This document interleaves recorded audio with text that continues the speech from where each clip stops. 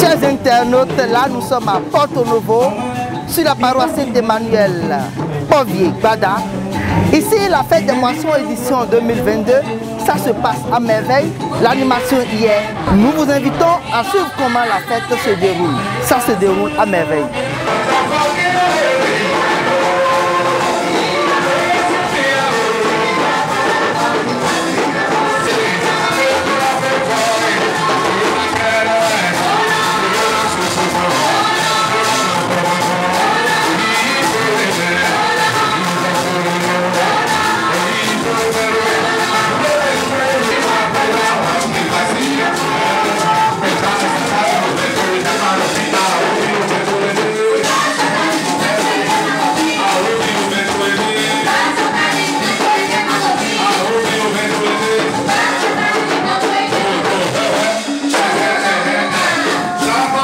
Je suis là comme la représentante des femmes chrétiennes célestes de l'église du christianisme céleste, précisément venue de l'église Tiesoutogbeadjati Centre.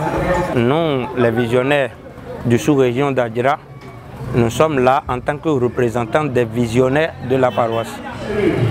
Ce n'est pas mal, c'était très bien et la fête est belle. Les choses sont en train de se dérouler bien. Je vais dire aux gens, si tu prends la responsabilité de faire quelque chose comme l'œuvre de Dieu, il faut avoir le courage de le faire et avoir la patience surtout. J'exhorte tout le monde au nom du Seigneur Jésus-Christ que davantage de venir glorifier Dieu.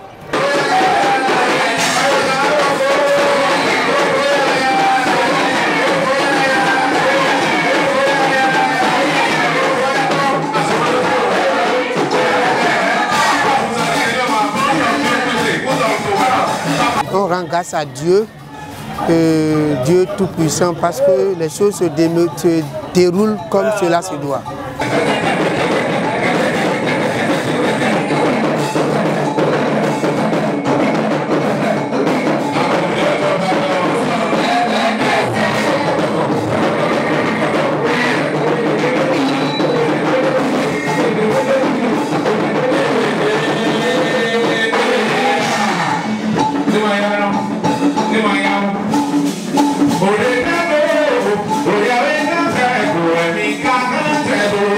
Je suis venu célébrer Christ avec mes frères de cette paroisse.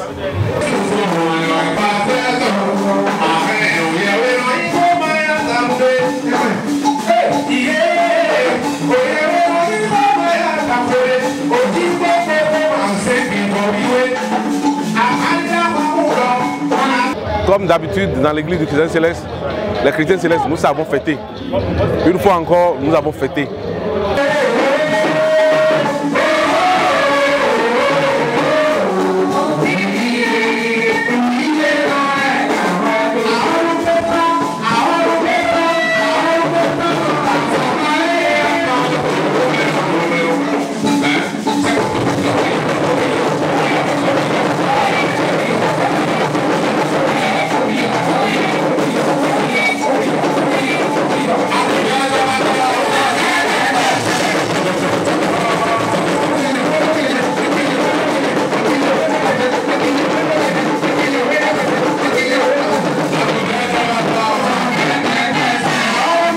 Pas autre chose que merci de m'avoir permis une fois encore de me réjouir, que mon âme a réjoui dans la joie.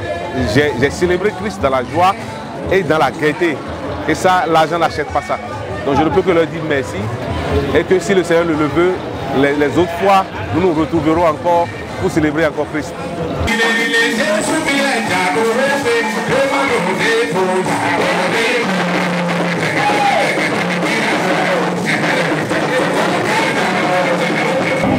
Très content, le chargé de la paroisse, Papa Hodoedo, nous livre ses impressions.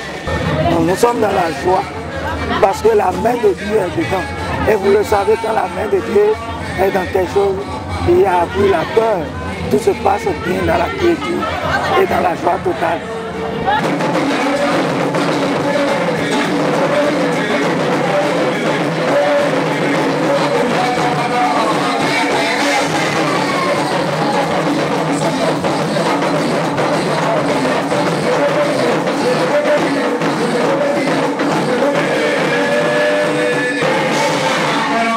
Dieu s'est manifesté quand même à travers ce que lui-même il avait déjà réservé pour la journée d'aujourd'hui.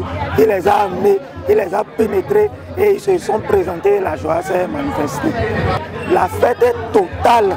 Vous voyez sur le terrain, tout est mélangé avec des couleurs, des belles couleurs. Et la fête est là quand même, nous sommes en joie, nous sommes en fête quand même.